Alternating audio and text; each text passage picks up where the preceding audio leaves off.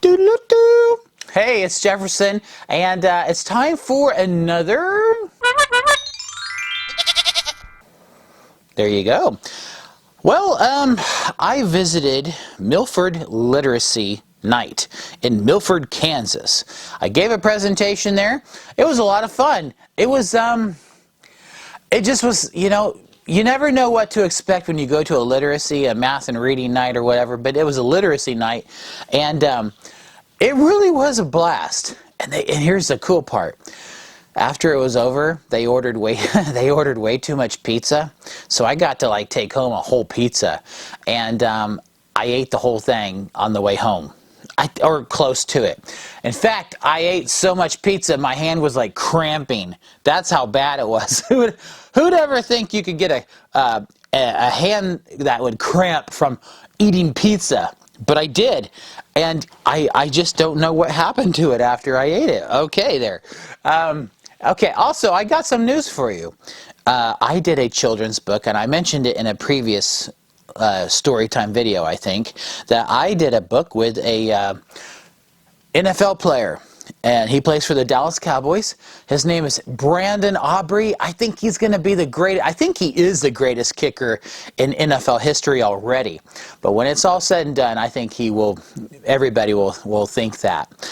But we did a children's book called One Dream in Front of the Other, and it's basically Brandon's life story. He wanted to be a professional soccer player when he was a kid. He actually did play pro soccer. It was a short-lived career, and then afterwards, his wife put the idea in his head that he could be an NFL kicker, and so he had a new dream in his heart, and he took him 2 years to make it to a semi-professional team, and then he was so good he got picked up by the Dallas Cowboys, and now he is one of their best players. He's awesome. So it's called One Dream in Front of the Other. If you ever want to check out my books too, I haven't really said this on the Storytime videos, but you can go to krakenbooks.com, and on there you can order any of my books. We've published books for other people as well, but most of them are books that I've written. And if you buy any of my series books, the Kingdom at the End of the Driveway series, if you do purchase them through that store, there's a section for you to put in the note, a note to the seller section. I will sign it to you if you put the name of the person you want me to sign it to, okay? So if you ever buy books from there, they're going to be autographed no matter what. But if you want them personalized, just say who you want the book to be signed to, and I'll do it, okay? So krakenbooks.com, that's how you find my books, brand new, and they will ship to you pretty quickly. So I just thought I'd throw that in there. All right, now back to the story time. Milford Literacy Night. They gave me 3 things. Now those kids originally said Mickey Mouse Clubhouse, and then they said a square, which was kind of interesting. But that's, when I talk about random and 3 different things, a square is pretty different from Mickey Mouse Clubhouse. So because I can't use Mickey Mouse Clubhouse, even though that's a good show, I changed the 3 things to a mouse, a clubhouse, and a square, okay? So with those 3 things, I came up with this story.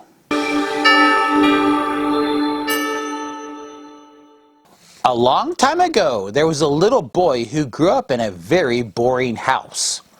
And on his 10th birthday, his Aunt Rosalie gave him a not-so-boring mouse. It didn't come with a cage, a feeder, or box, only what was in her coat pocket. But the boy jumped for joy. This was better than any toy, even the newest model rocket. His parents were in the lounge drinking coffee and watching the news. Aunt Marjorie leaned and whispered, "A good name for him you must choose." Her nephew thought hard, but nothing sounded right. "Don't worry, it'll come to you in time," and with that, she said goodnight. The boy went to sleep with the little mouse in his bed, and woke up the next morning with it crawling all over his head. "You need a place to stay, little guy." He looked around his room. There were too many dangerous items that'd certainly spell his pet's doom. As he watched the mouse climb around his pillow, a thought popped in his mind. He imagined a big tall clubhouse with ladders and stairs that would wind. "That's it! You're gonna love this!" the boy exclaimed with an anxious grin. And now that he had the dream, it was time for the project to begin.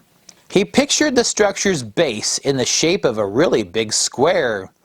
He unrolled all the toilet paper from their tubes, assuming his parents wouldn't care. Little by little, the structure was built as it ascended to the mouse's sky. And when he put on the final piece, he couldn't wait to see his pet climb so high. "Okay, now it's time to see what you think of your new place." The moment he put the mouse in his house, a big smile formed on his face. Up, up, up the mouse did climb. Everything seemed to work quite well. When his pet reached the top, it made a ring-a-ling from the peak that had a small bell. For hours and hours each day the boy watched in delight as the mouse enjoyed his playground. He wished kids like him had a fun place to go like that in his hometown. "Quite an impressive structure, Walt." His dad appeared into view.